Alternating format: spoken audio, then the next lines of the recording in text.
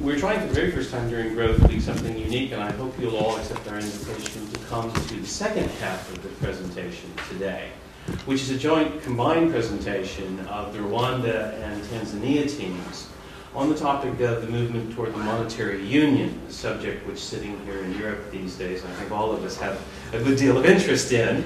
Adrian looks like he wonders why, based on European experience, anyone would be moving toward any monetary union. But I do think it will be quite an exciting session. And since they put us in the Shakeside Theater, I'd like as many of you to come as possible. These are going to feel very small, I think, sitting in the front. But both Richard and I wanted to begin the afternoon by two separate sessions. And this one is really, in a sense, an attempt to introduce to all of you some of the issues that we see arising from the economic vision and new development plan in Tanzania, with the hope of generating some interest in new topics, new research, and new ideas. So we're going to just do a panel discussion. I'll try to moderate, but Charles has full authority to tell me to stop talking or stop other people from talking, so that we also get some interaction with those of you, something that I neglected very badly to do. The other thing is I was just asked by the organizers to ask you. There is in your conference packet a feedback form. Many people are probably planning to leave this evening. If you are planning to leave this evening, please fill out your feedback form and get it back to the proper drop box before you go, so that we can learn from this experience and try some new things, or at least see what worked well and what didn't work well in this year's Growth Week. So that's the only thing I have by way of announcement. So Ambassador, it is now your meeting, and I'll turn it over to you. Thank you, John. Well, we have just 1 hour before we have to move on to the next session. So we have to handle our business really business-like. And John has already introduced the subject matter. We're here to get just a gist of what's happening about Tanzania Development Vision. And we have a panel of six discussants but these will come in after we have had a brief presentation from our in-country economists, who can give us briefly the gist of what it is about and what we have been doing about it. Tanzania has been implementing this vision, 25-year development vision, launched in 2000. And with the time frame going to 2025, and we are sort of in the middle of that period. But before moving on to the second half of the horizon, Tanzania thought it was important to take to pause and take a look at how we have performed vis-a-vis the targets set in the vision, and sharpen our implementation strategies, thereby coming up with the idea of formulating a specific 5-year plan that will be the anchor for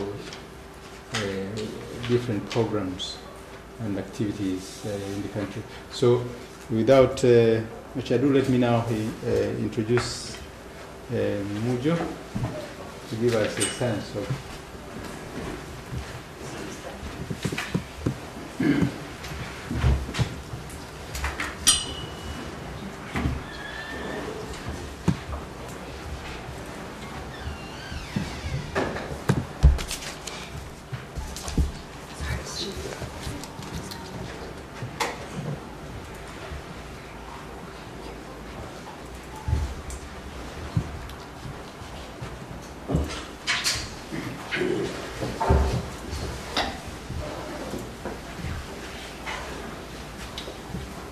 Good afternoon.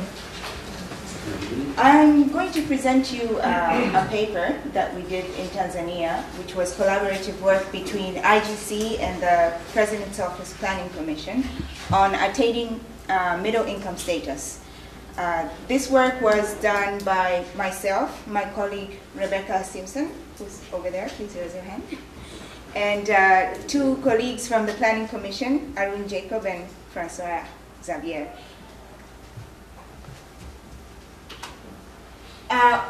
This work was done under the supervision of the great Chris Adams, and we could have not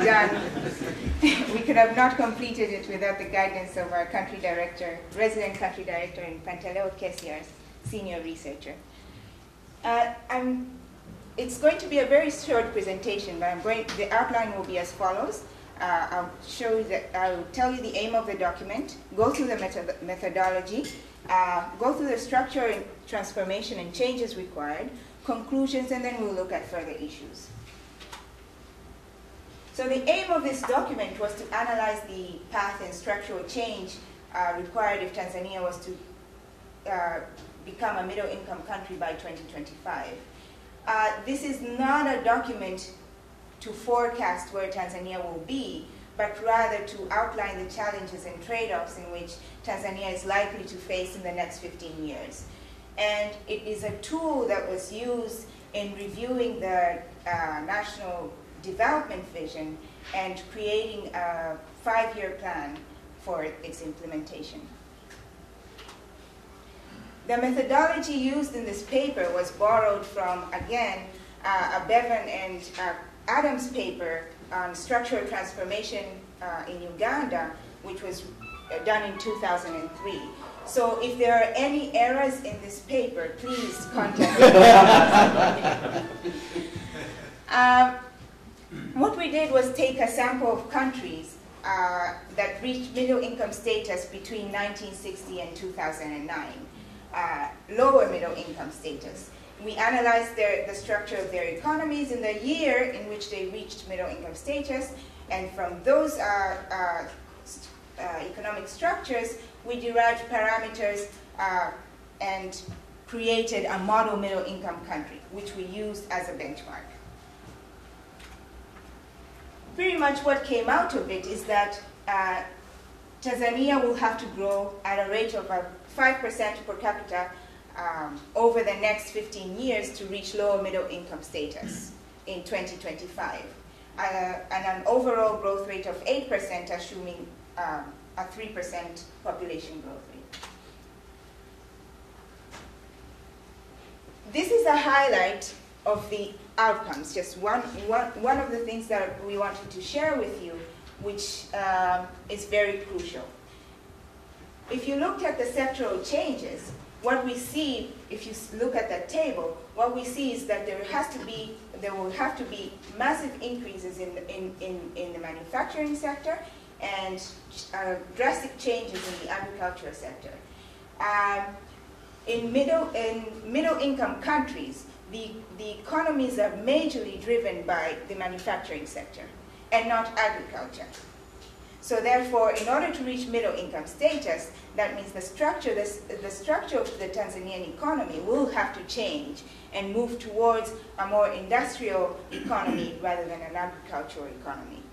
This is only if Tanzania actually takes the path that other countries have taken to reach middle income status. So considering this, what are the few challenges that we see? That means that employment in agriculture will have to decrease drastically. If you look at middle income countries, the share of employment in agriculture is about 40–41%. Currently, Tanzania has a 75% share of employment in agriculture. The share of employment in industry would have to move from 5% to 20%. Therefore, we see massive shifts in labor from the agricultural sector towards the industry sector. But at the same time, population is still growing. That means that there will be pressure on the agricultural sector to produce food for this increasing population. All in all, this implies that productivity in the agricultural sector will have to increase drastically. This is just a snapshot of what the country will look like if it follows the trend of other middle-income countries. On macroeconomic indicators, we see that exports would have to increase, The same happens to imports. We would have to increase FDI, government revenue will have to go up, and definitely the dependence on aid would have to decrease. See, I said it was short. Now, what conclusions come out of all of this? Well, we'll definitely have a fall in the share of agriculture, a rise in the share of manufacturing in GDP, movement in labor from agriculture to manufacturing. Therefore, this means that we would have to have large productivity gains in agriculture. And if you look at data, productivity gains in agriculture are quite low. That means that these challenges are something that the country should think about while it's transitioning towards middle income status. Also, a rapid growth in exports, FDI, domestic savings, and government revenue.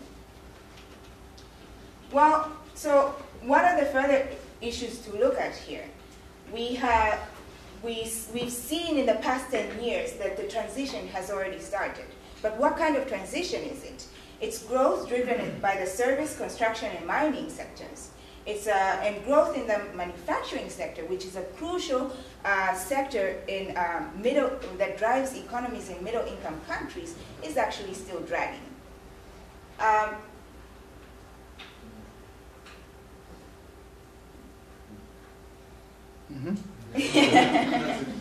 Okay, so this shows that Tanzania is growing, but is not growing as other middle-income countries have shown.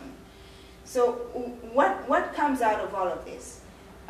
We see that there is a potential in the natural resources sector, and actually the growth in the past 10 years is evident of that, because most the contribution comes from the mining sector. There's this potential in the natural resource sector, and actually people are very, very excited about extraction of natural resources, and it is a hot debate in a lot of developing countries. Well, could natural resources give us growth? Definitely. Is it fast and rapid growth? Most likely. But what are the consequences that come with natural resources? So we did a very, very small scenario of growth in Tanzania through natural resources, but I'm not going to present it here. I'm just going to give you a flavor of what came out of it. That the potential is definitely there, but the consequences are inequality, and there is most probably going to be distributional issues. Therefore, if the government does not put appropriate policies together to make sure that if it goes in the route of natural resources, that it is ready to actually accommodate this boom, it might be dangerous in the long run. These different growth paths have different implications. This paper actually had a purpose of actually feeding into and actually giving the government more insight into understanding what kind of implications will come out of which growth strategy that they pick. And that is the end of the presentation. Thank you. For that presentation, which I suppose now gives a flavor of what it is that we are grappling with. But to follow up on those initially identified challenges, we have panelists who will deepen on a few areas, so that we see how we are positioning ourselves as IGC to help out in the identification of solutions, or in developing policy options that would enhance the growth potential and mitigate the potential negative effects. Let's start with Sam Wangwe, who is Executive Director of the Research on Poverty Alleviation report. Yes, thank you very much, Chairperson. Let me start where Mujo actually ended. Vision 2025 is not a very recent innovation. It goes way back to 1999. So 10 years later, we are actually doing what we should have done 10 years ago. Because a vision charts out broad direction and targets, and now you expect now analysis of this type to follow immediately. So in 1999, when the vision came out, essentially it envisaged moving from a least developed country to a middle income country, but with high levels of human development. That emphasis would be also on human development in order to address poverty and improve quality of life. The kind of transformation which was anticipated on the economy gravitated around two main areas. One is agriculture, looking at agricultural transformation, modernizing agriculture in terms of value added, increasing productivity. That was what was envisaged. So to modernize agriculture as a springboard towards industrialization.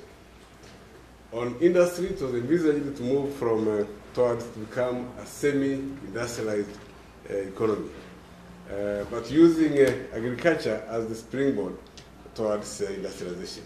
So that's the kind of transformation which was envisaged.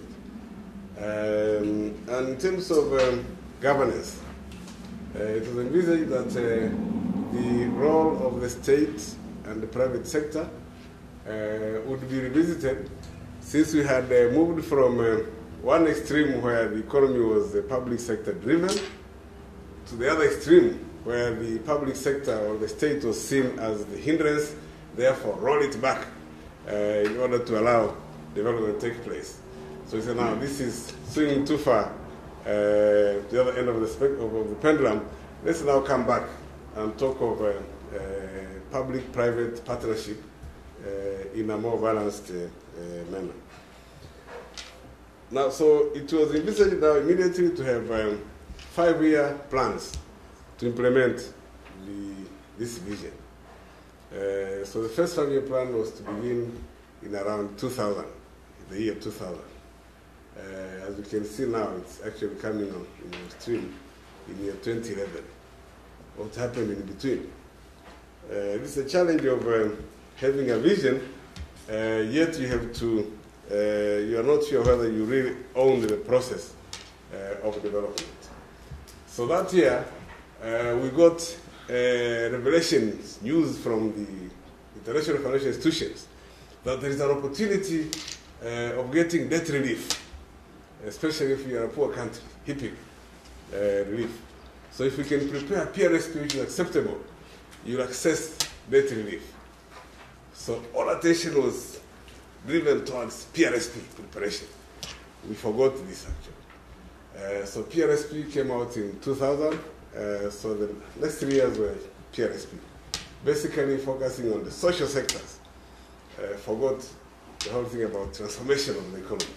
So let's get access to the debt relief first, and then when we are above water, we'll come back to think about the development. So after the first PRSP, we came to the second generation of PRS, Poverty Reduction Strategy, where the main difference is growth now began to be an element in the PRS. Not only social sectors for poverty reduction, but also growth. So that lasted for another 5 years until 2010. So now, this time now we say, now let's review how far we are in terms of implementing the Vision 2025. 10 years down the road, let's make a review. And I led a team which actually made this review of the 10 years. How far have we got? In short, we found that we were falling very much behind schedule. the achievements in almost all areas were very much behind. Not surprisingly, because energies had been diverted to doing other things in the hope that if you survive, then you can be more fit to think about development and transformation. So where we are now is where we should have been 10 years ago. So maybe better late than never. So our 5-year plan now has just been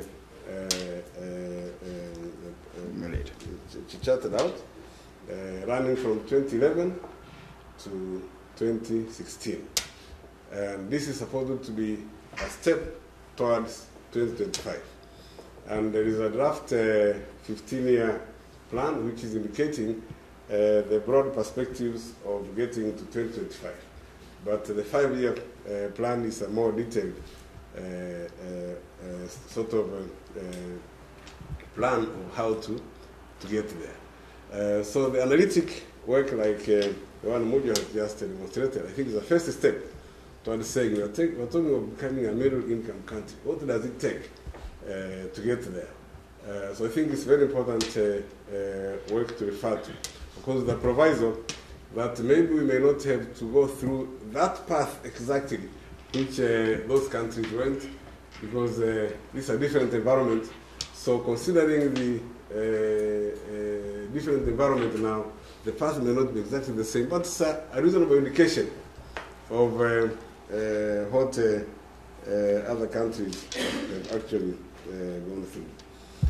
Now to me it seems we are back to the challenge of thinking through how transformation will be made, both in terms of agriculture and in particular industrial development. Because Vision 2025 envisages to create a strong economy which is largely transformed to a semi-industrial economy, to a modern agricultural sector. Now the Mujo has pointed out that agriculture is expected to fall as productivity increases, to release labor to the industrial sector and other sectors. Now the challenge I see here is already agricultural share in GDP has actually fallen from 45% in around 1999 to 26.7% at the present time. So that fall has been achieved, but productivity increase has not been achieved. And the dominance of employment and labor in agriculture is still very conspicuous at 74%, which means you have almost the same share of labor, but sharing a much smaller cake now in agriculture. No wonder we are seeing growth taking place, but poverty is not reducing at the rate expected. So this is a challenge. If poverty is not reducing, this is big question mark on the type of growth which is being pursued. So a fall in the share of agriculture per se, without increasing productivity in agriculture and modernizing it, so that it releases labor because of productivity increase. Currently, it is releasing labor running away from poverty. So this kind of transformation is rather new, because in the history of structural change and transformation, this is a unique transformation whereby you are transforming by running away from poverty. Is this sustainable? So to me it seems this is an important research question. Can we learn from others who have transformed? To me it seems this route is not sustainable. We have to go back to addressing increasing productivity in agriculture so that it can link to industry in a positive manner rather in a manner of running away from that poverty. So poverty has to be addressed at that level. So to me it seems the nature of transformation needs to be revisited that given the conditions of Tanzania, what kind of transformation are we envisaging? Now, on the industry side, the industry has, Tanzania started out in the 70s by charting out a basic industry strategy, envisaging a situation where we would move towards sophistication of production of industrial products gradually over time. This was truncated actually by the crisis starting from the late 70s. Industry at that time was driven by the state, mainly public enterprises. Markets were not driving the process, it was mainly administrative controls and protection. They were so assured with price controls based on cost plus. So there is no way you could go out of business if you're in industry, because you are protected. In fact, imports of the same types of goods could only be allowed if you, the local producer, signed that, yes, I cannot satisfy the domestic market, allow imports to come in. And you can imagine how difficult that is. So there's protection, assured, but then that means industrial efficiency and competitiveness was the back burner. It was not an issue. So no wonder towards the 70s and early 80s, industry was already beginning to face problems. First of all, capacity underutilization, because the main foreign exchanger at then, agriculture, had been left behind, and therefore the capacity to earn foreign exchange had actually fallen so much that there was a low industrial capacity utilization. So industry went into trouble. Now the real killer came when the economy was opened up during the phase of structural adjustment programs that compete. Now imagine that industry which is already sick, and already it had not put competitiveness and efficiency at the forefront because of assured protection. So much of the industry actually was swept away. The largest sector, textiles industry, for instance, the number of enterprises declined from 23 to only 2. So 21 were swept away. So you saw a real period of deindustrialization in the 80s and part of the 90s.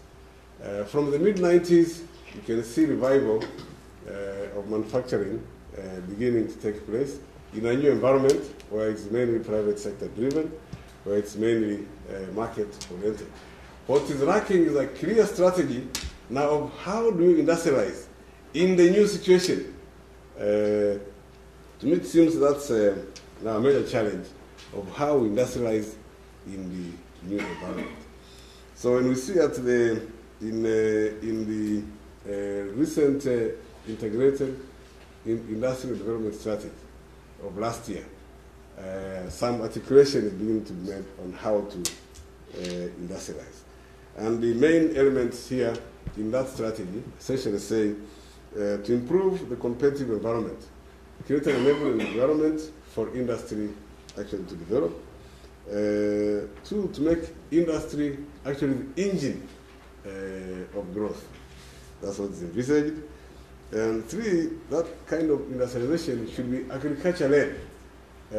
So putting very high emphasis on inputs into agriculture, on agro-processing, on textiles again, and such industries, light machinery for beginning to modernize production in agriculture. So basically that's the thrust.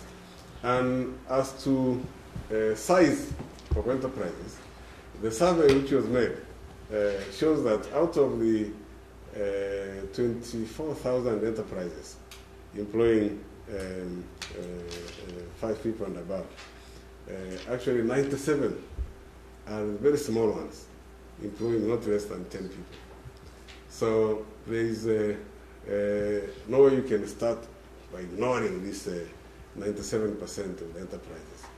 So the strategy is actually to raise, to create an environment which promotes development of all levels, from micro to small, from small to medium, from medium to large. So that's the envisaged strategy that is to be put in place. And considering the large size of the country, how many minutes do I have? No, you have 3. Because I see you looking at me. Thank you, 3. I'll wind up in 3 minutes. But let me say, considering the large size of the country, and the survey of industry which showed that actually a major challenge is infrastructure.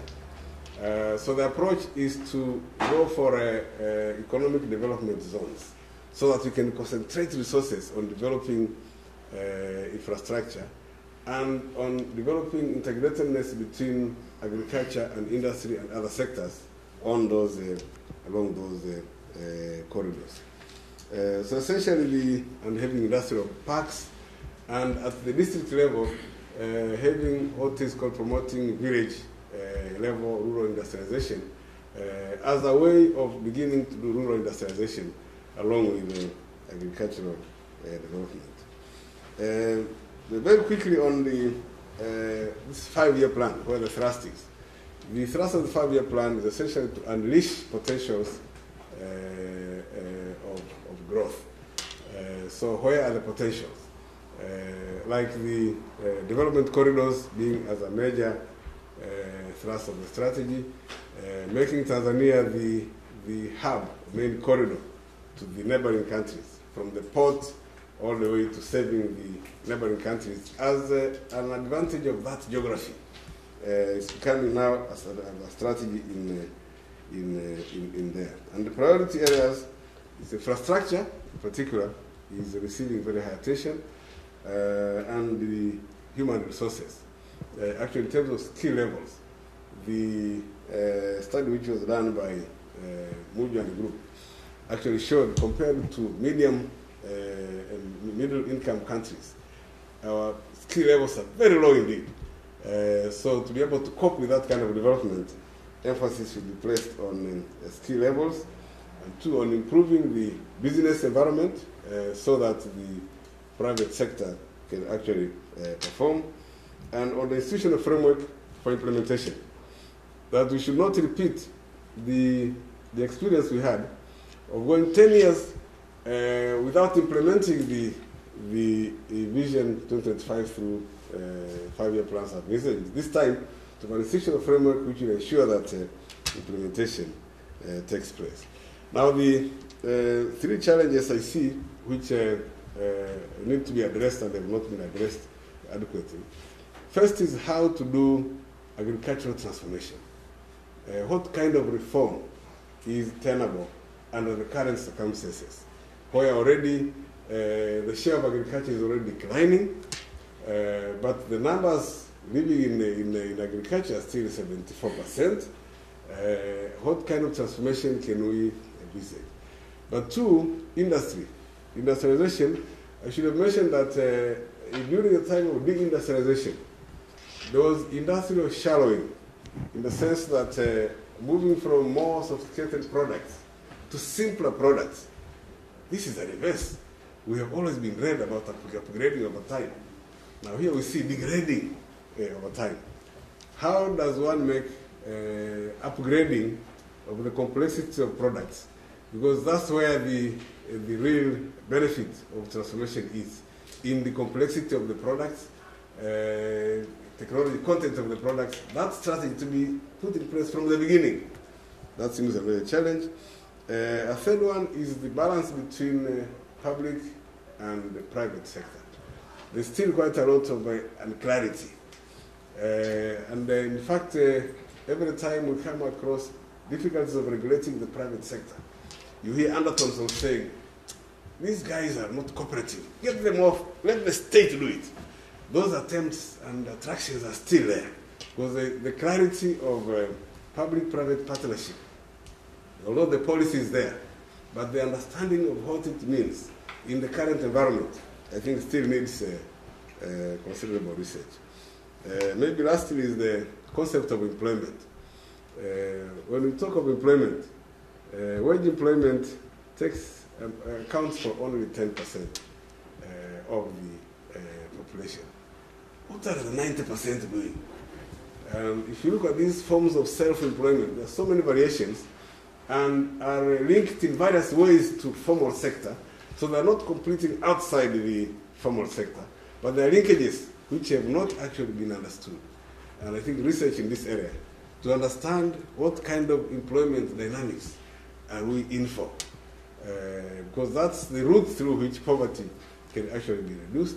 It's a route through which actually broad-based growth as envisaged can be reached. So I see that as a major challenge. Now, for the time being, let me end there, Chairperson. Maybe we shall come back again. Thank you. Yeah, time permitting, we shall come back to that. So let me at this stage now, given the prominence that you have given to the transformation of agriculture in the implementation of Vision 2025, I will now call upon Martina Kirchberger to say something about what is being done in agriculture, or what is happening in agriculture.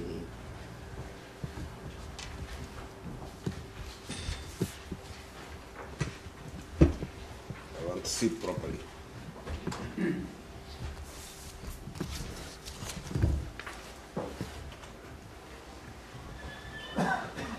Thanks very much for having me to speak here.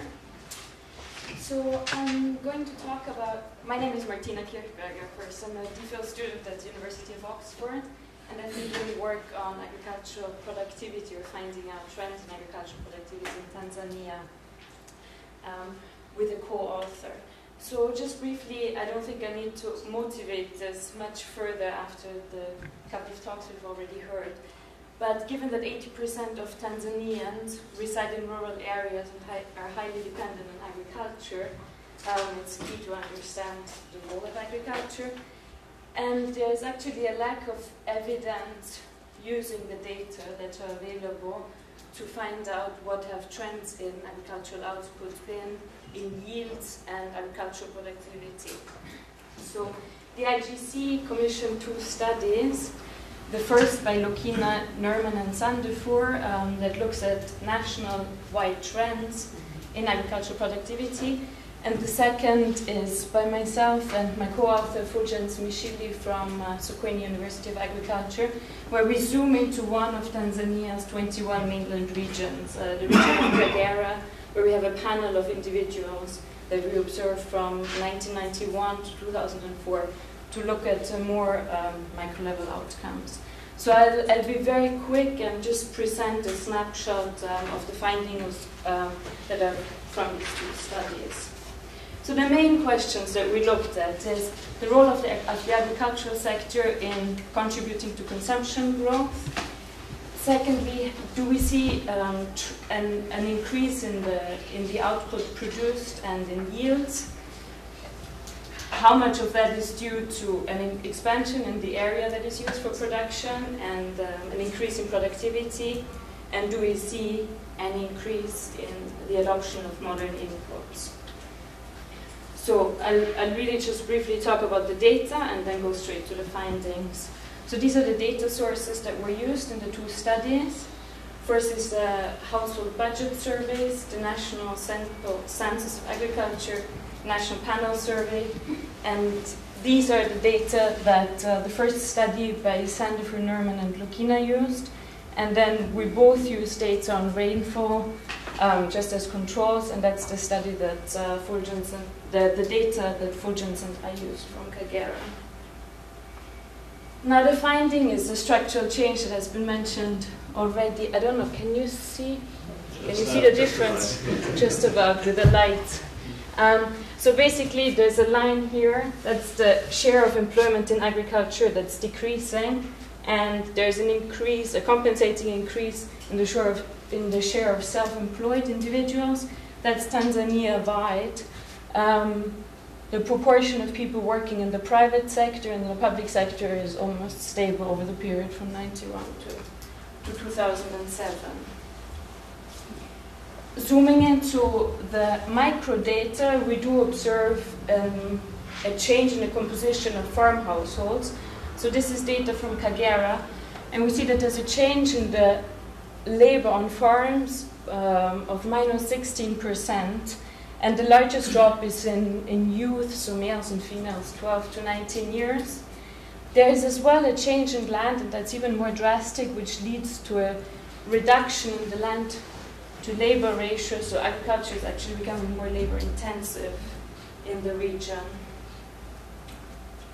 Now, consumption growth has mainly been enjoyed by people working in either the private, the public sectors, or being self-employed, whereas the agricultural sector, people employed in the agricultural sector saw very little consumption growth, and here that's about 0.3% per annum, and for Kagera we find 0.4% per annum, so very similar and very low growth rates for people who are mainly employed in agriculture. Turning over to agricultural production, both at the national and at the regional level, we find very similar crop compositions across these 20 years, so there's no major shifts in the crops that are being produced. There's actually a contraction for several of the major crops, except rice, paddy, in terms of yields, and if there were output increases, that's due mainly to increases in the area used. In Kagera, we also see that the value of output per worker, we have a slightly different measure of output because we don't have yield data, contracted in most communities, and that's per acre and per worker. Although there is some catch-up by households that focus purely on farming. These are just the data for a couple of the crops. These are the percentage of people planting the crops, so we can see for maize, output grew by almost 1%, but yields fell by 1.3%. Paddy is actually the one that saw yield growth, but sorghum and beans as well had drops in the yield. Now, part of the story that links consumption growth for people employed in agriculture and the output growth is our producer prices. And so this is only for Kagera. What we've tried to do is look at how the terms of trade between agriculture and other prices developed. And what we see here, this is a producer price deflator that we calculated using the three most popular crops in a particular community, and then weighting the crop bundle from 91 with the new prices, and actually compared to consumer prices, producer prices were rising by less. So that explains part of the shift out of agriculture. And there's a fair heterogeneity with respect to crops. So farmers who rely predominantly on coffee actually saw the lowest consumption growth. So there's a few things to take away from this. One is the terms of trade deteriorating for farmers, which might explain the moving out of it. And the other is that had we used the consumer price deflator to deflate the value of output, we would have overstated the reduction, but it's still significant. Finally, to the adoption of modern inputs, there's very low level, again at the national and at the regional level, for adoption of improved farming techniques. Seed, fertilizer, pesticides, irrigation of plots and tractors, and we don't see any evidence for improved productivity due to better or higher adoption. And in Kagera, there's a higher proportion of households using manure and who hire in labor, but no increases in households using fertilizer or pesticides. And actually a reduction in those who use them and how much they spend. So to wrap up, we observe occupational shifts away from agriculture, and those make the largest contributions to consumption growth. Crop composition remained very stable. For maize and many other crops, average yields have declined, and that's again except paddy rice. And where we see output, it's often attributable to area expansion and not productivity growth, and there is no evidence for an increased adoption of improved farming techniques. Thank you very much.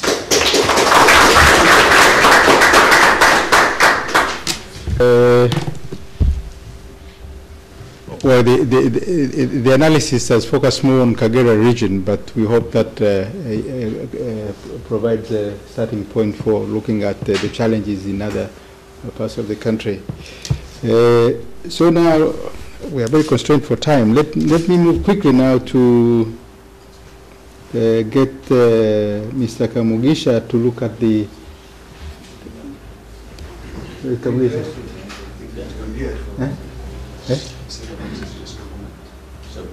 Okay, we'll get Chris now to come first.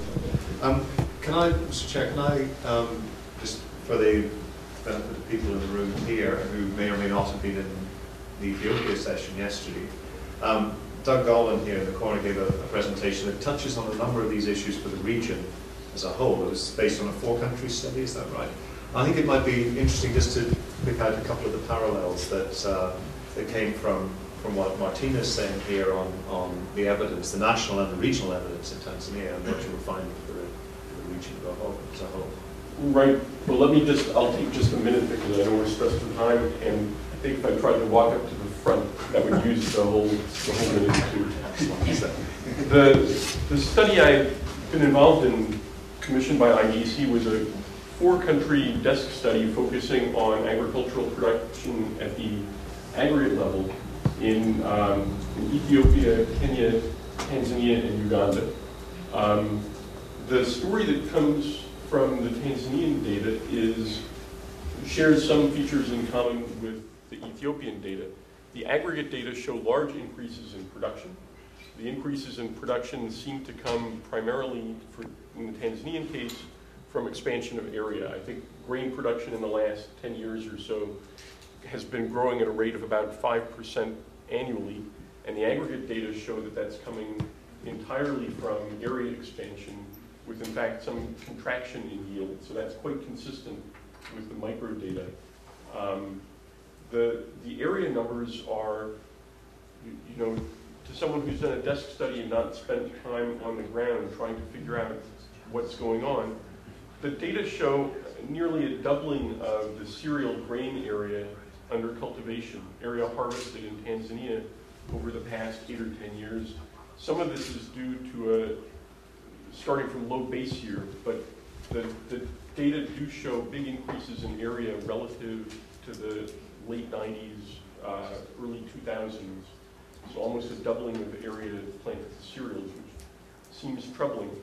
It's possible that part of what's, to me, one of the really interesting things that comes out of the Kagera study is that they're able to show decreases in yield within a single location, so that the reductions in average yields are not just a Ricardian effect of moving on to less productive land, but there's something taking place within location as well.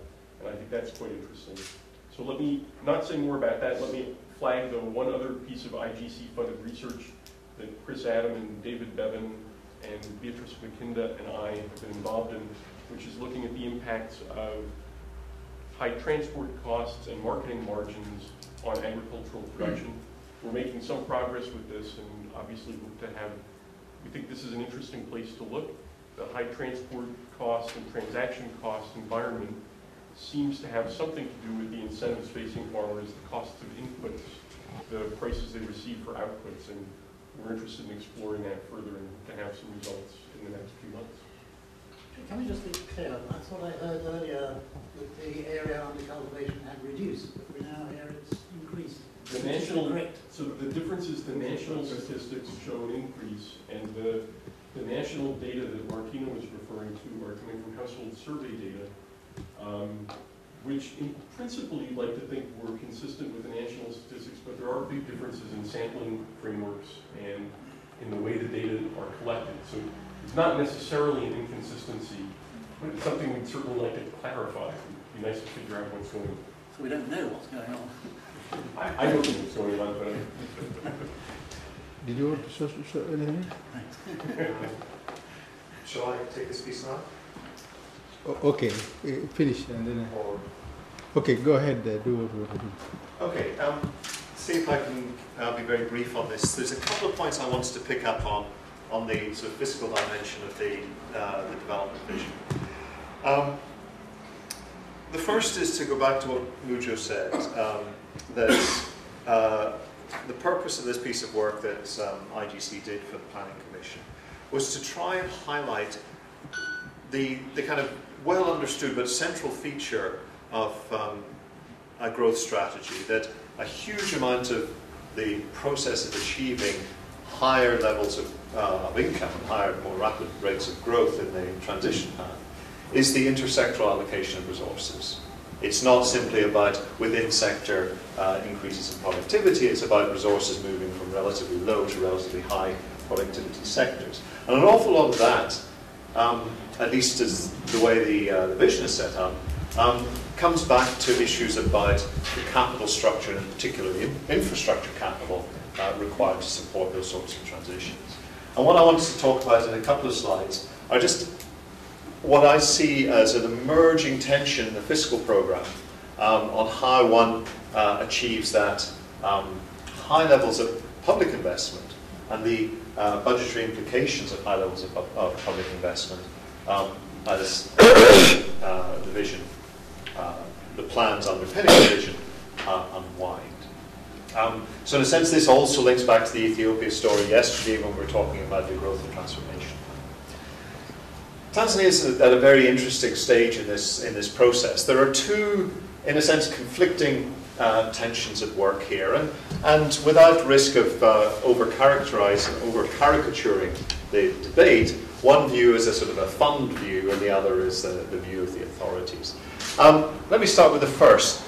This unwinding ESF. ESF is the exogenous shocks facility that was put in place during the global financial crisis. In Tanzania, there was a purposive action plan designed to establish a powerful fiscal stimulus as the country negotiated the consequences of the global financial crisis 2008 through to about 2010.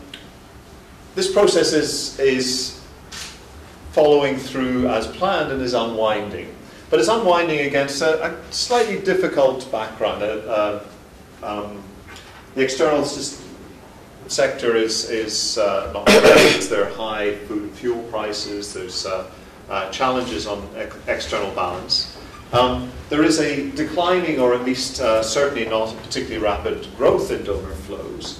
There's some element of what might be called donor fatigue. There was a very powerful revenue mobilization effort over the last decade in Tanzania, and that's flattening out. I'll show you a picture in a moment. And this is leading to a view that essentially is calling for a degree of fiscal consolidation, relative tightening in the fiscal stance.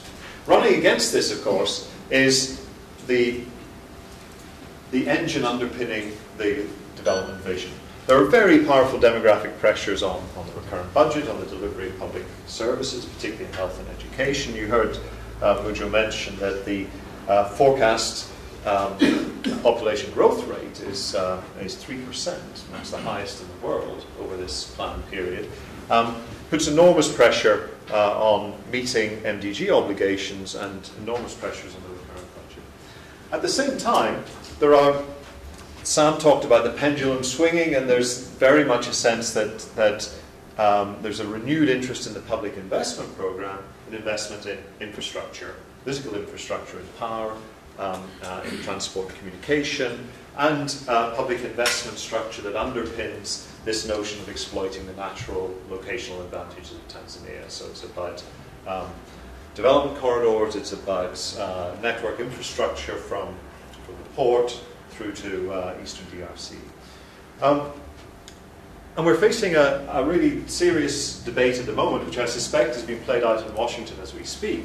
How much fiscal space is there in Tanzania? To what extent can the budget sustain these expenditure demands? Or, put another way, how should we balance these offsetting or these conflicting tensions between consolidation and a public expenditure program that supports this ambitious development vision? And this, very roughly, is the picture that I wanted to put up, and then come up with a couple of comments and observations. We're lucky to have Mr. Kamugishu here, who's from the Tanzania Revenue Authority, but probably definitely the country's leading sort of public finance expert, and he can put me correct when I get things wrong. Essentially, the challenge is this. Here, this is 2000 to 2012, 11-12. These last two are projections or budgetary numbers. In the background, we have an economy that's growing at an average of 7% per annum, and we have seen a doubling, effectively, in the scale of government expenditure over a decade. It's a very substantial increase in the scale of public operations. There has, in the course of this process, been a really substantial increase in revenue mobilization, taking Tanzania from around about 10% up to just before the global financial crisis, somewhere in the region of 15-16% of revenue mobilized. That's relatively low and very low compared to the middle income country numbers that we looked at earlier, but it's a very substantial increase, and it's one that many people didn't expect to see, that Tanzania had developed a reputation of this low revenue mobilization. Big challenge, of course, was the extent to which this is flattened out. You'd expect it to flatten out during the global financial crisis. That's part of the fiscal stimulus. The big question was whether revenue mobilization could return onto its anticipated growth path. The target, I think back here, was around about 20% revenue. One consequence, of course, is this widening gap. And the concern from a fund perspective is the funding of this gap. So let me just represent that fiscal deficit slightly differently. This is the same decade with the fiscal deficit before grants. This is the overall balance, which is the height of the columns, and its financing. The financing is brown are grants, unrequited transfers. The green, private finance, or net foreign finance. Sorry, it's not private, it's foreign finance. And the purple is net domestic finance, which is a mixture of bond financing and domestic credit from the central bank. The key challenge in the current debate is this, that as we exit from the global financial crisis, not only is the deficit still rising, the foreign finance share of the deficit is rising as well. This is the source of great anxiety amongst in the fund, essentially. This is the concern that they're facing, that they have an institutionally pessimistic view about the sustainability of grant financing, and will typically project this to be a declining share, even though it's increased in the last 2 years. And the concern is whether there's debt sustainability can be achieved with this increasing share of foreign financing, which is expensive and potentially increasingly expensive. And this is essentially the nature of the fiscal challenge at the moment. The key questions, and we're hoping to continue some work in this area within the IGC, going back to our own favoured public finance guru, David Bevan, who did some early work on this for us, to try and get back into some of these really telling issues for the medium-term fiscal stance. One is a revenue question. What are the likelihoods, or what are the options for turning this recent stagnation in the revenue to GDP ratio around? What are the prospects for raising the revenue, and what's the appropriate level of ambition? What should a country like Tanzania be aiming for in terms of taxation?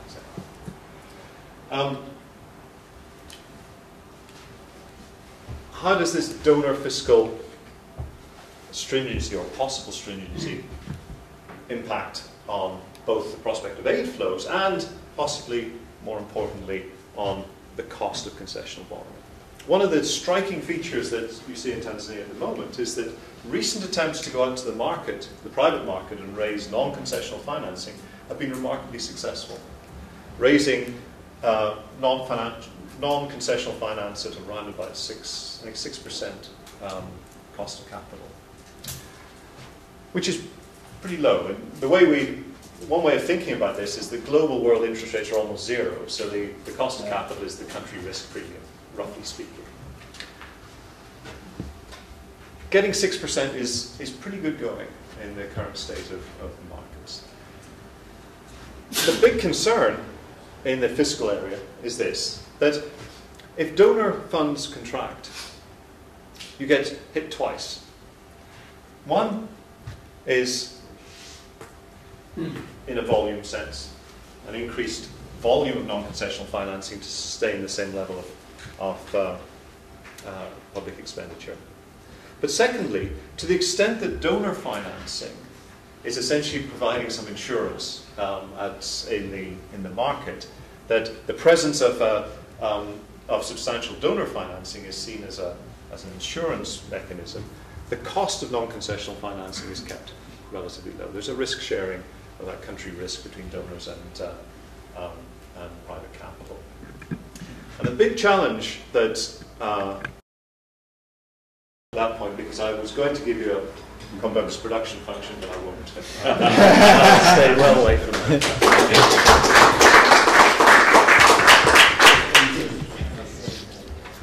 This and now let's get. I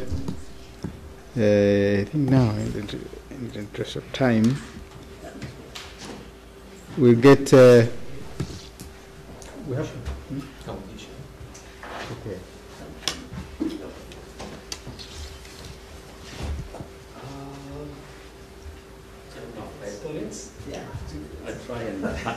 I'll try and handle it.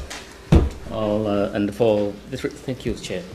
For that reason, I'll focus on Chris's presentation, because that is what I think there's not going to be a response to. One on revenue. Maybe let me start from the fiscal challenge generally. Indeed, the way you present it is how everybody who is working on Tanzania's fiscal dynamics sees the challenges. Flattening domestic revenue relative to GDP, potentially a decline in donor financing, growing expenditure pressures both on the recurrent and the public investment requirements. So something needs to be done, and something is being done about that. Of course, there is a limit to non-concessional external financing that is well appreciated, and every year we do a debt sustainability analysis to look at how much more debt can we take.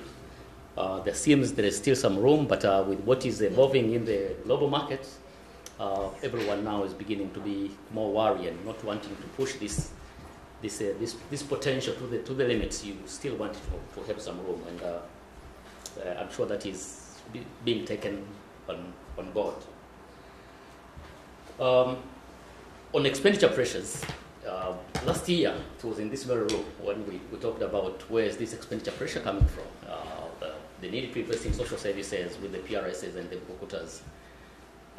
Now the government realizes, and I'm sure every stakeholder realizes, that we cannot just go on putting money in consumption, building the recurrent.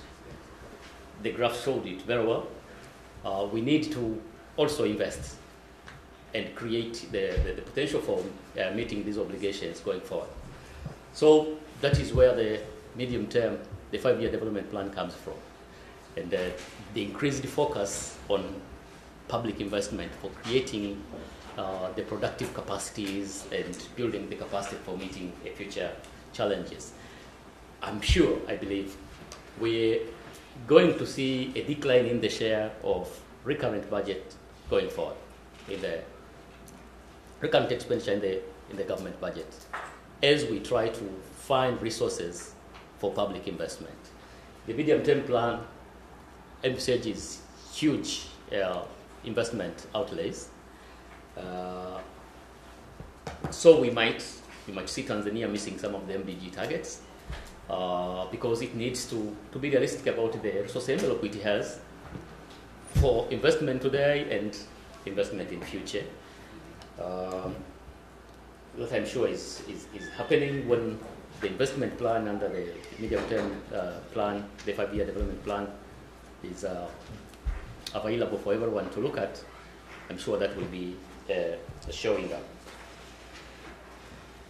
on expenditure pressures, I'm saying creating space for public investment.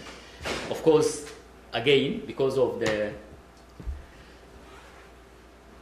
constraints on availability of resources, even financing the plan might be constrained. So again, we're going into the prioritization process, and that's what the work the Planning Commission is working on right now. What if we only got X amount dollars? Where will we put it? What if we got 10% more? That is the work the Planning Commission is working on, so that we can contain this. Of course, this is not underplaying the possibility of a much faster decline in external financing, particularly aid flows, than is anticipated. Maybe that's an area IGC can work on a bit and look at what really is likely to be driving aid flows, even with the right policies on the ground. I think that's the one risky area that we have to deal with. But again, as you have seen, domestic revenue is kind of flattened. Now, my personal thinking, my personal view is we have a tax structure, tax regime that was put in place basically in the mid-90s, a decade ago, more than a decade ago, 1.5 decades ago, as part of the economic liberalization process with a view to attracting investment, opening up markets and things like that. Right now, I think the tax policy objectives should be focusing more on resource mobilization or generation. And what kind of tax reforms are required so that we can see an upward movement of the revenue yield. It is stagnated at around 15-16%, as you say. And I think part of the problem, it's not just the crisis, part of the problem is in the structure. We need to look at it again and see what can we do so that it can be more buoyant. You're looking at the watches. Let's go to Rwanda. Thank you. Yeah, thank you.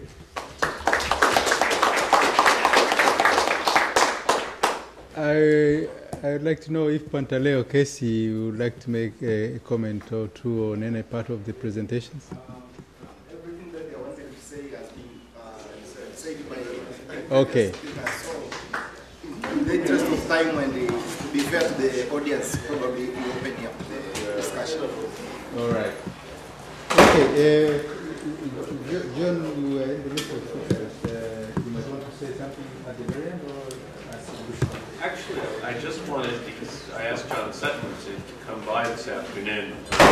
We'll hear a great deal from him this evening to see whether John's in the middle of doing some work on the enterprise map. We talked before Growth Week, and he said progress is not really such that he has any conclusions. But I wondered, having sort of heard what Sam was saying about the deindustrialization and reindustrialization challenge in Tanzania, you had any thoughts, John? I very much agree with what was said in the first presentation, and you can hear my views on it this evening. He didn't even pay me to give him that introduction. So, Charles, why don't we take 5 minutes to just open it on that question? Yes. We realize we are short of time, but if anyone has a quick question to direct it specifically at one of the presenters. Yes, please. I haven't been part of the program up to now, so I'm a little bit under-informed probably. But listening to the presentation, several questions struck me, which you may already have thought of. The first one is there a view that there is surplus labour in the rural part of Tanzania or not? I guess the answer is yes. If so, removing labour should automatically raise productivity. I wonder why that isn't happening. Second question is there a spatial counterpart to the vision? That's to say, what is the plan for urbanisation and how is that to be linked with it? And it links also with the question of infrastructure, which did come up, which I'm sure is a critical constraint on what we can and what we can't. And the third question is, both with respect to the development foreseen in agriculture and even more so in industry, how far is it seen as an export driven development and how far as for the domestic market. And I think if those questions are addressed, it would help to put flesh on the bones of the vision. Because I mean, I like the vision because it takes you away from simple projections and rather starkly presents you with some very difficult issues. But having got the vision, you then need to vary down the kinds of questions I think I've put there, which I'm sure you've thought of, help you to turn a vision into something that can be implemented. Thank you.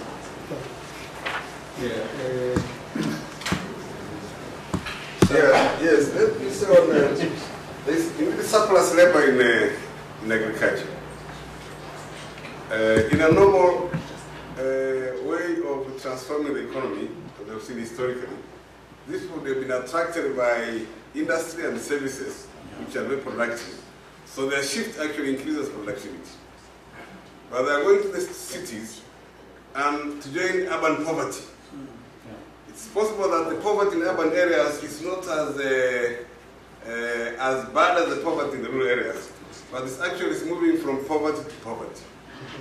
So you're not necessarily, you're seeing surplus labor in urban setting. These guys who are just scratching the surface, getting very little income by walking around selling 2-3 items a day, so getting really little. So they are not completely idle, but they're actually close to surplus labor, very much unemployed. So it's a question of the urban areas as well. In the urban areas as well. So in both, you find surplus labor of a kind. So that's why the transformation actually becomes very challenging. Let me just take the spatial question, because it's actually the subject of some work that Tony Venables has done for us for the IGC. I think it'd be fair, though Sam could correct me or the ambassador, to characterize this plan as having a spatial dimension, but one which envisages, as Sam was saying, growth corridors. So the issue of the urban challenges, urbanization, urban planning, has really not come to the fore, and is, in some sense, probably a contingent liability of the plan. Tony was pointing out to whoever would listen in Dar es Salaam that you have 3 municipal authorities in Dar es Salaam, none of whom has overall responsibility for the planning of the city. The whole question of whether you want to create satellite cities and how that would fit in, and how it would fit in with the export strategy, because the port of Dar es Salaam is a bottleneck, if you will. So there is quite a bit of work, and we've actually, I feel a little bad because, A, I'd hope to have Tony here to talk about that today. You know, he's busy, so he's off doing something else. But B, we've been trying to attract interest from the IGC, from the network of the IGC, and looking at some of these issues because I think we agree with you. This is something that we could be very helpful if we could get in and early so that people would begin thinking about some of this. Thank you. Yeah. One market, there was no response. I think John has summarized the kind of the potential areas of interest that we want to look at. Some of those questions surely are part of the agenda that we'd like to mobilize ourselves and start dealing with. Yes, please.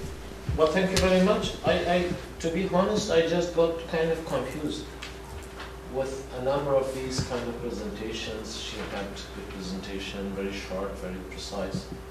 And Martina had presentation and others spoke. The question for me is why you want to change or transform from an agricultural country to an industrial one, in spite of the fact that there is indications that population is increasing and food is required. I just could not understand. Is it not possible to have a good agricultural sector, well developed, to provide something, instead of going from something that he rightly mentioned from one kind of poverty to another kind of poverty? I just wanted to know, is it not possible to stay with agriculture and do something about it to improve that first? And then, if that is not responsive enough, then you can think, or one can think over industrialized. But if all the whole world becomes industrialized, We finally need food somewhere. Okay. So that is. I just wanted to know this. Just I would like you to take me out of the current confusion that I'm facing. Yep.